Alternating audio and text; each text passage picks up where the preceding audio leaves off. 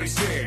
Padat käy kuumana, kattilat porisee. Näillä safkoilla maailma muuttuu ja biopata kohta joka joulupöytä kuuluu.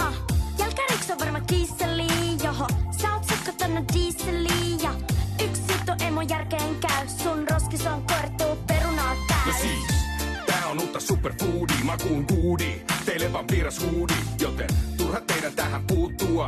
Tai reseptin saloihin on juuttua. Mut kyllä sä näet